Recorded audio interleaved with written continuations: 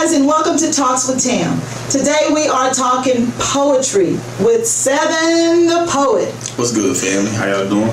Seven is one of the most popular poets in Houston, and he is the founder of Poetry Lounge. Seven is also one of the first poets to take poetry to the next level. So we're going to talk about it. Welcome to the show. Hey, thanks for having me. It's good to be here. Let's start from the beginning. Okay. What triggered or what piqued your love for poetry? My grandmother used to, she was one of those family members where everybody got a card for every holiday. And she would take me to the store with her to select the cards for those family members. So I would read those cards, and I got to pick. I was really the one doing the picking. You're in elementary, they say to you, okay, we're gonna make greeting cards for our family. So I started making greeting cards in crayon, and I was like, I'm doper than Hallmark. So, you know what I mean? And it just, just kind of kept going from there, you know what I mean? I know that you're the founder of the Poetry Lounge, and Poetry Lounge is very popular. I don't know if it was always called the Poetry Lounge. It was not. It was not. It was originally Poetry at Paisanos, and Tasha Terry is the founder, and I was merely a friend, you know what I mean, that she brought on as a host, maybe by the time she got to her second or third venue, and Tasha chose to pursue other endeavors and go on, and the club left me with an ultimatum: either you take it or there's no more poetry here at the venue. Okay. And I got the blessings of the set, and I did that, and it continued to be Poetry at Paisanos, but and that was how many years ago? And that was 2005, and they changed the name from Paisanos to Shadowbar. And my team said, let's not put ourselves in this position again. Let's come up with something that no matter what happens, we can move, and the brand does not have to exist or is not dependent upon the venue. So they chose the Poetry Lounge. I honestly begged them not to call it Poetry Lounge. I like that name. Yeah, but the thing is this, there's a gentleman named Poetry, Poetri. Okay. Poet extraordinaire. Poetry and Shihan on the West Coast in California have the Poetry Lounge. And I was trying to and I was trying to explain to my team that y'all not gonna take this lick. I am, because they don't think that I made the decision, but I voted. Okay. See, and So how did that go, and how did they take it? Oh, they did not take it well. They did not take it well. You know. And that didn't make you want to change the name? All that drama. No, there were a couple of factors that made me rock with the decision that I made. One, I'm in a different time zone, sir.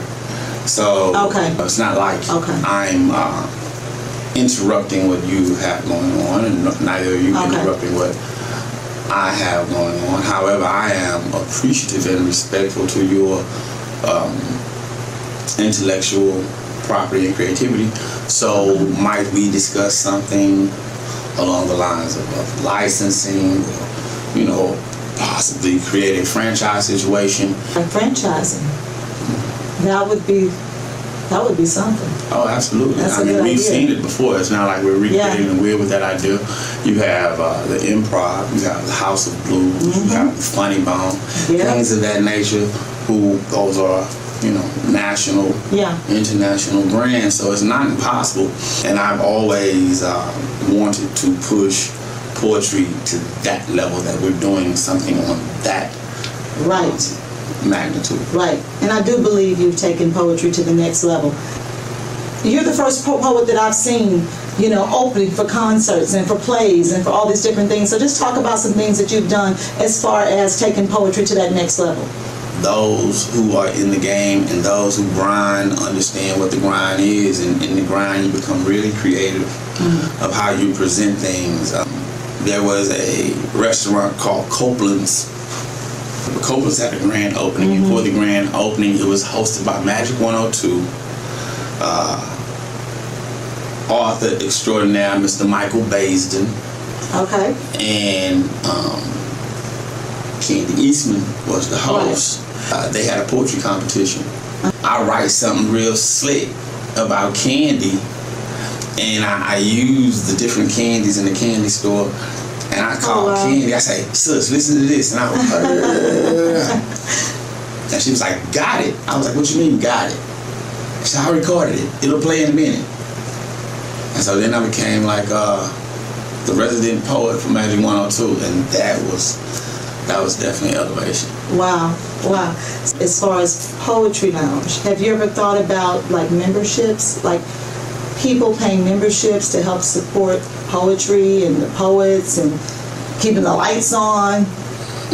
Because when it's $5 or $10, kind of like Planet Fitness and all those places that charge like $10 a month, but it's a good thing because, you know, even if I don't work out a while, I say it's just $10. You know what I'm saying? So I'm not gonna stop that because eventually I'm gonna start working out again. Eventually I'm gonna come to poetry again.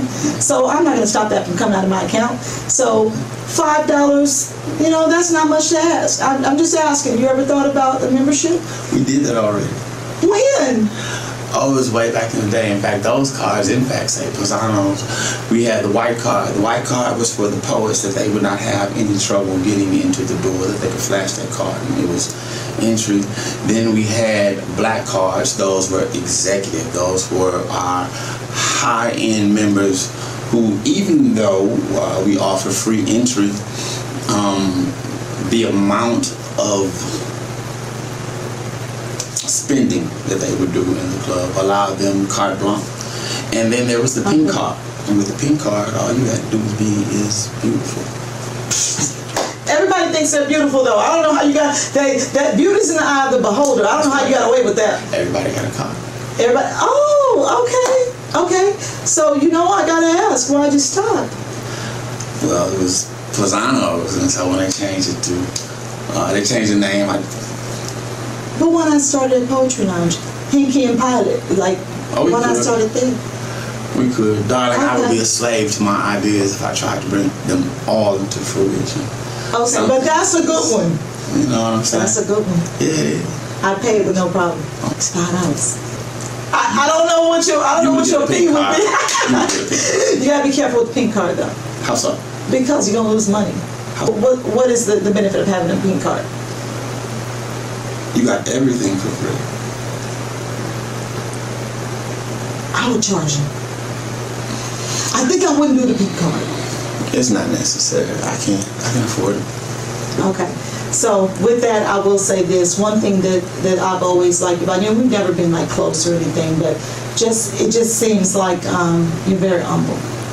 Like, you know, Seven seems to be that guy who can go on Oprah and come, you know what I'm saying, and come off the show and treat everybody the same and still help people out and still, you know what I mean? So that just seems to be your character, and I like that, you know? So, oh yeah, absolutely. I've never felt that accomplishments and accolades make you any, higher than anyone. Yeah. I don't feel like that. I'm not intimidated by someone else's accomplishments and gifts. Therefore, I don't exude that through mine. Right. And it seems like that's how you are. But are you, everybody don't like you, that's behind closed doors, though. No, I ain't. Hey, nobody's perfect. No one thing you seem to be is humble for sure. And close friends would say about you. No, my friends say I'm an asshole. Oh no, okay. Well, your facade is good. That's not what I get. And what I realized is that nobody was angry with me about what I did to them. People were angry with me about what I wouldn't do for them. Oh, okay. And so that's the asshole reason? Yeah. Oh, well then that's not an asshole. Mm-hmm. That's somebody who refuses to be run over, used, right? There's that. Okay. Do you have a favorite poet? Several. Who would be the top two? God and my grandmother. She wrote poems? No, but her life was poetic. Okay, so she was an inspiration. Absolutely. Okay. Do you have to have inspiration for every poem that you write? My poetry comes from inspiration. Okay. However, like I said, what made me realize that I was a professional is that it was someone else's idea and concept, and it was driven by nothing more than their inability to do so in a deadline. Okay. I always thought that when people write poetry, something inspired. When someone calls you and says, hey man, I'm in the doghouse, I need a poem for my wife. Do they do that? Don't hear that, ladies? It's not original. Oh, they don't send the poem, they send me. Oh, they send you. Is that another thing that you do? So that's another thing you do? Yes, that was a company that we had called Okay. Poetic Parcels. Okay. So, you call, you say what you need to say or what the issue is or what you would like to happen or whatever. And you would send whatever gift, be that jewelry, lingerie, teddy bear, candy, Okay. flowers. And I would show up with that, present it to your wife. There would be video and you would know. Okay, it was all on video though. Yes, I always inspired because most of the Okay. gentlemen were clever enough to have her girls there to witness. You know what I'm saying? So Interesting. her friends would record, or their friends would record the moment, or he may be on the phone. You know what I'm saying? Okay. So he can witness. Did it work? Oh, it's If they come back, it worked. it's legally successful. Okay. Why are you not doing that anymore though? Are you? Because you're talking about it like it's the Really. past. Yeah, Okay. I mean, the price point makes people uncomfortable, so it's not something that I advertise. Or are you That talking makes to the wrong people? Okay. Taste. What's an average price, or can you say? Oh, no. For me to write an original piece for someone, wedding, relationship, occasion, I start at $1,500. Woo! Woo! That's pricey. But that's worth getting your woman back. Or your man back. It is that. Okay. Yeah. All right. So let me ask you this. Okay. What is your top 2 favorite 7 poems? I don't have a really top 2 favorite like that. It depends on. I enjoy most when the audience gets something from it. So the fly poem was very difficult. And the fly poem was nothing more than an exercise to break writer's block. Oh, wow. Okay. And I'm on the road with nephew Tommy, and we get to Pleasanton, California. And the manager of Tommy T's comes up to me and says, staff is really wanting you to change your set and include a poem about a fly. And I said and I paused for a minute and I said, how would they remember it? I'd only performed it there one time.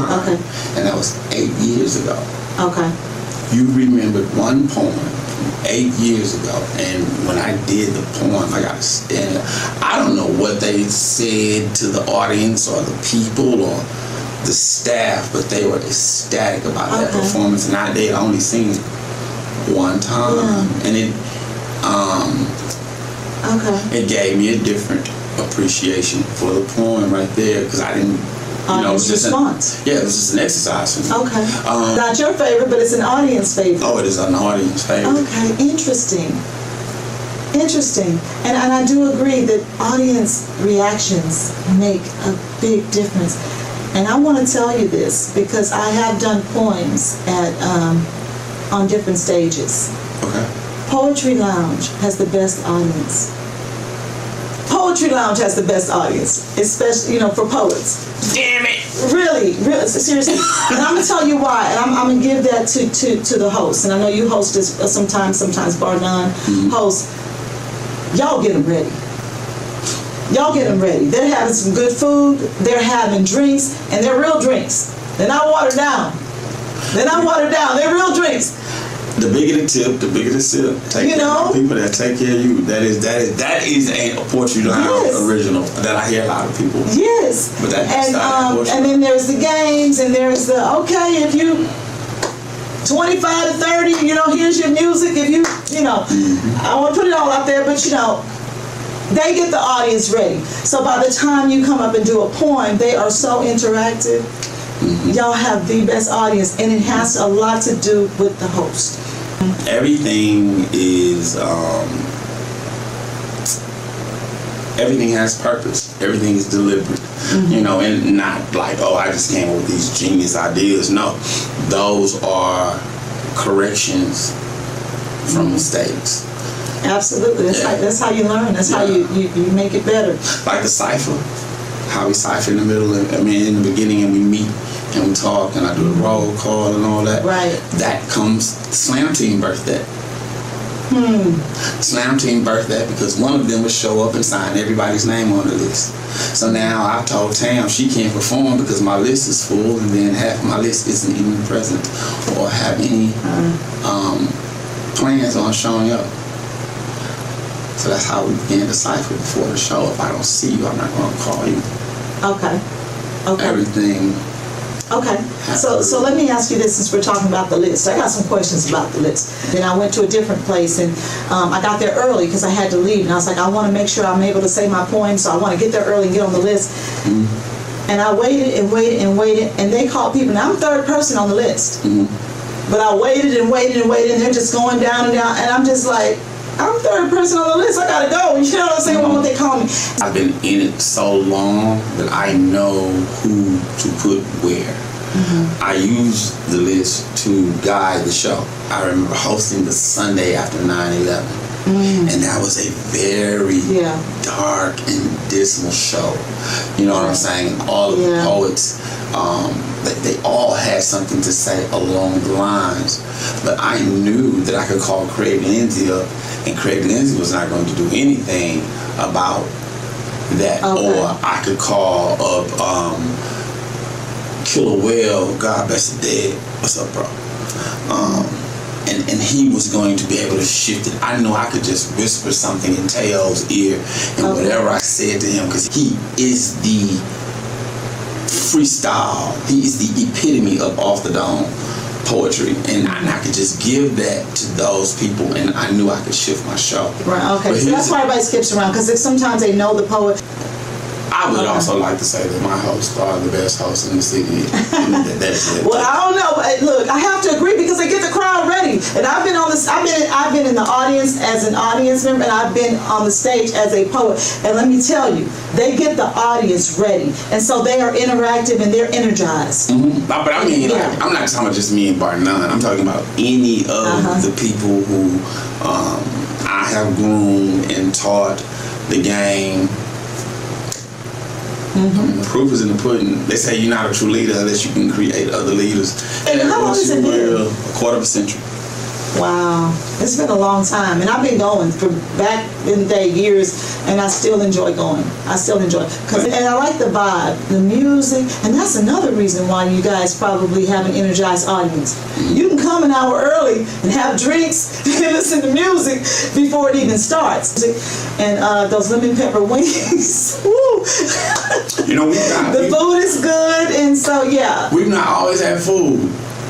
It helps. We didn't always have food. It helps. The first time we had food was at my live recording, and it was quite a spread. And my mother's a caterer, so she catered the whole thing, and people liked the food so much. I said, well, let's keep doing the food thing, and people were able to launch, catering companies and restaurants. From that Sunday night, and so that's something that I wanted to keep on doing. And please, I mean, my whole thing has never been about, it's not the 7 show. It's not. How can I help you win? That's all I've ever wanted to do. And that's what I was saying. I can feel that. Yeah. Soup was the first DJ. Soup is the reason for the Let It Play. Soup is the reason for Let It Play, because Soup would lock that crowd up. You can't do anything but let them go. I mean, I have literally been looking at Soup like, dog, can you? And let me explain, because everybody may not know. But Let It Play means that if the DJ is playing a song before the show starts and you like that song, you like the vibe, even during the show, like before, in between poets, and you like the song, you like the vibe, you can yell out, you let it play, and they'll just let it play a while. You can vibe to it, dance to it, or whatever. So that's let it play, and that's another reason your audience is so ready. I love to do poems because they're just into it. They're just into it. I told you, it's a lot of trial and error, like, you know, that let it play came you're from. There. That's experience, so that's where experience comes from. I'll tell you this because sometimes, and Seven knows this, sometimes when I do a poem, I struggle to memorize it.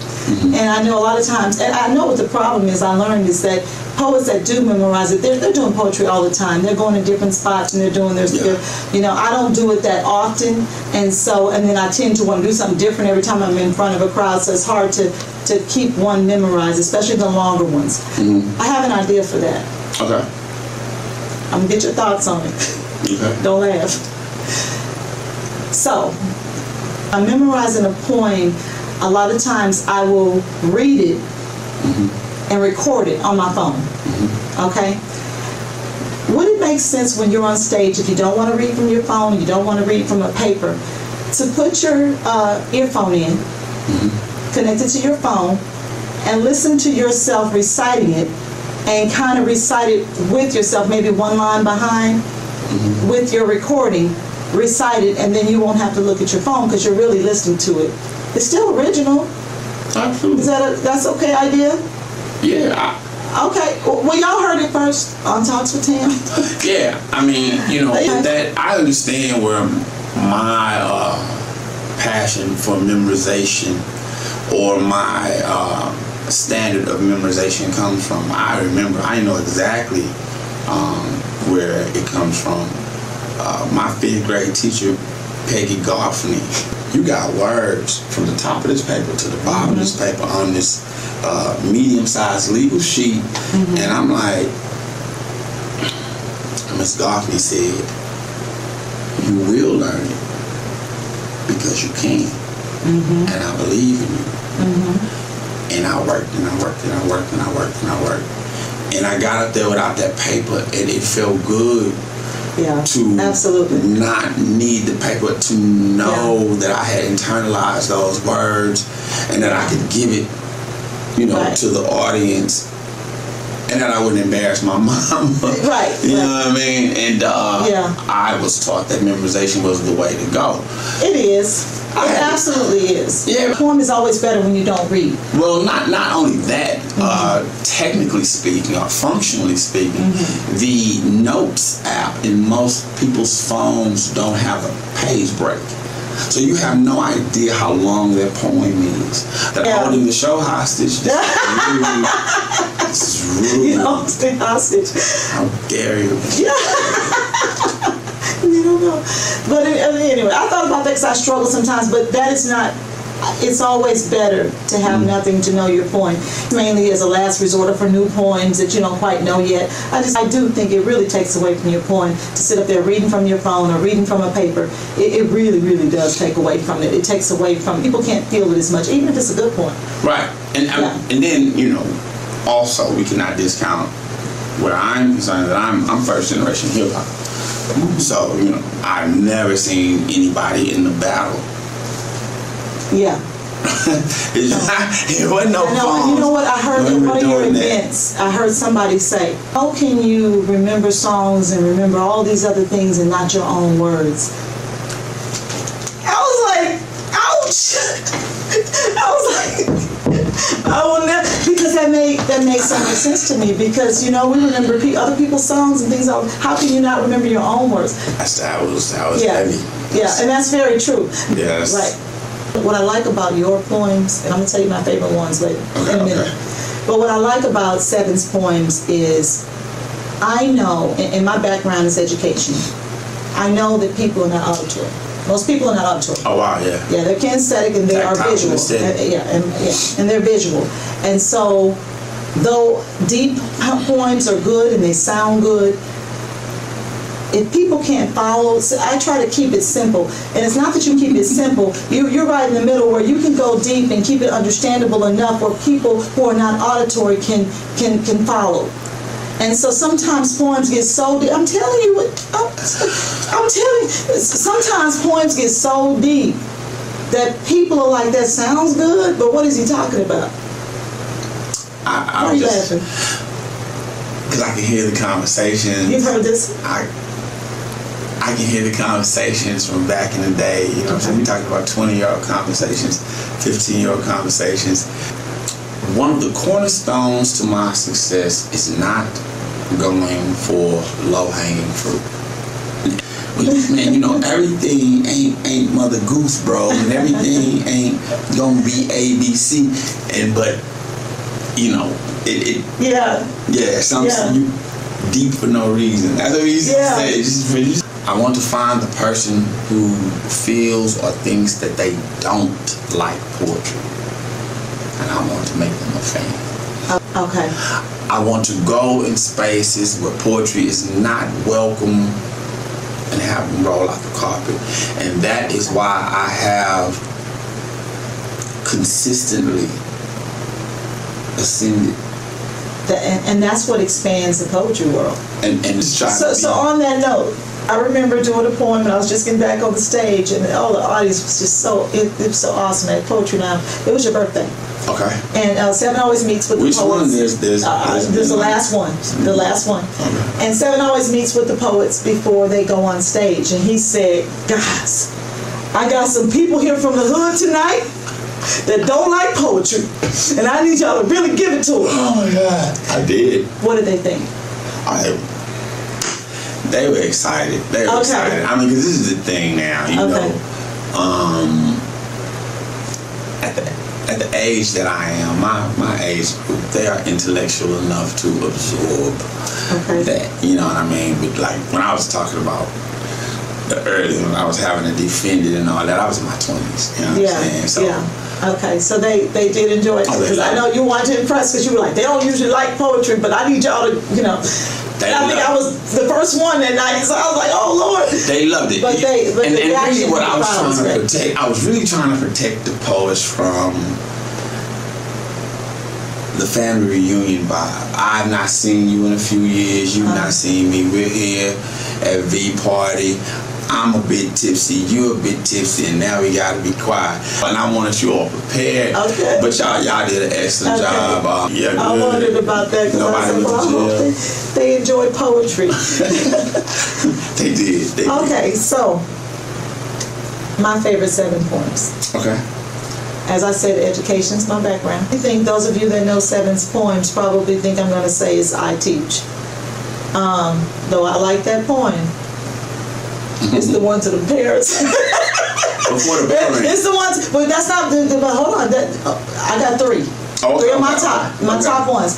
The one to the poem you have to the parents of students apparently of Maine public schools. Before the first bell rings. Before the first bell rings. I called it to the parents. Okay, I didn't know. Okay, I got it there. And I like. I saw Toy Story clothes. Because I used to love Toys R Us, and I kind of I like that a lot because I feel, well, first of all, the one to parents, I like that because it's just true and parents need to hear it and teachers can't say it. Okay. But the one about the toy store closing, I just really like that because I think it's sad that toy stores are closing. Kids are not interested in toys and playing with toys anymore, and kids are really not kids like they used to be. So I like that poem. And the other one that just gives me chills is about the stepfather. Oh man, stepping up to the plate. Yeah. That is. Yeah. Those are some heavy pieces. Yeah. Toy Story was written in that Toys R Us on 59 closed. That was the inspiration for that. Yep. That store specifically. Yes. And stepping up to the plate. Stepping to the plate came to me in my sleep. Before I was a father, man, and it is crazy how I went through a phase. Word to my sister who has passed on to die for, Rashonda. I went through a phase. My eyes would pop open at 3 o'clock in the morning, and it would almost be as if I was in a trance or something. You know what I'm saying? Like I couldn't stop, and it would just my hand was just going. We was stepping to the plate, man. I woke up, and I woke up in an ugly cry. I was bawling, like heaving, crying. That is what came out of that. And I think that's what you exude when you say it, because I feel it. And it just gives me chills. Well, I've been the dude Okay. in the gap. And I'm a stepmom, and I felt it. Yeah, it's that I was just like, oh wow, those this is good. people, those are the things we don't celebrate. You know, I almost began to hate Father's Day because of all of the. I'm a single mother. Happy Father's Day to me, like. Yeah. You know. And there are a lot of single mothers, but you have some single fathers and you have some stepfathers who have stepped up to the plate. So yeah. The single fathers that I know and the stepfathers that I know are exceptional.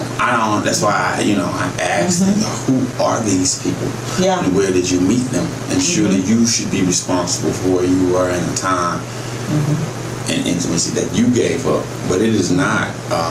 They're not giving credit. They're not. They don't give them a lot of credit, and that's another reason I just really, really, really like that point. Is there a plan for a book? I already wrote a book. I didn't know that. Yeah, my book is 365 Sexy Texts. That's new. Yeah, well, it's about a year old. About a year old. Okay, so go ahead. It's not fully finished. Just the book copy. Because I know you got the. Okay, so talk about new projects, and then if you want to close, if you don't mind closing, with a poem. Okay. If I had my choice, school just started. I don't know if you want to do I teach or let these parents know what's up. I can't do I teach. I can't do I teach because it's okay. Some school districts have attempted to claim it as their own. So there's that would be more reason for you to do it. Well, I mean, there's legality. Okay. You know what I'm saying? I'll edit that out. I'm gonna edit that out. Because I will. I'll leave that part. They need to know that. Okay, I thought it would be good for you to do it because you're doing it and it's your point. Yeah, but that's the argument. Okay. Because it's all right. Girl, they crazy. So we can tell it to the parents, and you don't have to do it all. You can do a portion if you don't mind. But talk about your new projects, what you have going on right now, and I would love for you to close with the poem Before the Bell Rings. Okay. Even a portion of it is okay. Okay. Let's see. Well, the new projects, 365 Sexy Texts is to help the communication between men and women or significant others that aren't as affectionate or communicative as some people would like them to be. So I wrote a poem called 365 Sexy Texts, copy and paste, and send something special every day of the year. Okay. For your. And there's a website. So we'll have Seven's information handled. It'll be on the screen. It's like IG 365 Sexy Texts. That's not for children. Not for children. Nah. Over 18. His information will be on the screen. And are you okay? No, I'm not. Then myself and Scott Free are working on a national tour. Yeah, that's gonna be huge. Nice. Gonna be huge. And with other poets. Absolutely. Nice. Absolutely. Nice. And come to Poetry Lounge. And then I got some other stuff in the mix with UCJ and Mr. Composition and Kara Janae. It's a lot popping in these streets, man. You know. All right. Stay tuned. All right, so y'all, like I said, his handle's gonna be his handle's on the screen, and you want to hit him with a little bit of that before the school bell rings, because parents need to hear this, and teachers are gonna love it, because there's all the things that we want to say as educators, but can't necessarily say, or can you say? I've entered into that. I'm gonna say it. I don't care. I don't care. You know? Before your kids get ready for school, before your kids leave, before your kids get on the bus, before you reach for your keys, before your kid sets foot in school, before you do a thing from teacher to parent, Let's get this thing established before the first bell rings. First, I need a good contact number on you, your cell phone, your home, or where you work. In the event of an emergency, what am I supposed to do if your child gets hurt? I'm not a bill collector or a bugaboo. Give me the wrong phone number for what? Let's get it understood. Let it be established. This year, the teacher and parent need to stay in touch. We feed your child. Go the extra mile. Back what we would bend. But just like we're supporting you, we need some help from you on your end. Raising a child can be a work in progress, and together any problem can be solved, but the operative word in that sentence is together this year. I need you to be involved. Instead, you wait for something to happen. You show up uninformed and go berserk. In the office, acting all ghetto, throwing your hands and yelling at the clerks. And then you run up in my classroom telling me what I'm supposed to do. But the bottom line is I spend more time with your child than you do. You don't want to be bothered at home. You let them play video games, watch DVDs and streams. But please believe streams and DVDs won't teach them how to read, and all that hooping and hollering and huffing and puffing about nothing will get you jack. You are the first example your child learns from. Now I see why they act the way they act. Cursing like they're grown because you curse them like they're grown. Make no mistake, I have no say in what goes on at your home, but as for me and the rest of the educators, respect is a standard. And no disrespect will be tolerated. Teach your child some manners. Teach your child something about their parents, and you might think this is rude, but stop coming to the school in that do-rag, that house coat, that bonnet, and them house shoes. And I'm sick of seeing the progress reports. Your report goes home, you won't sign or return. Then you show up the last week of school asking me why your kid didn't learn, asking me why your kid didn't pass. Well, half the time they weren't in class, and the other half the time they were tardy, because you were acting thirsty last night at some party. But on that note, let me remind you that truancy is a crime. I'll tell you once, I'll tell you twice, then I'll put the police in your life. So I hope you get the message. It's not to be ignored. Bell's about to ring. The assignment's on the board. I love it. I love it. That's one of my favorites. That's one of my favorites because I've been in education. Mm-hmm. Parents, let's just keep it real. You need to hear that. You need to hear that, whether we want to hear it or not. Oh, and we just recently started a new, you said new project. We just recently started a new holiday. Mm-hmm. Take your ass to the school and update your contact info day. Stop hiding. Don't ghost the teachers. They're here to help. So thank you, Seven, for coming on today. I really do appreciate it. I've enjoyed talking to you. And you guys have his handle, and thank you for joining. See you next time. Peace.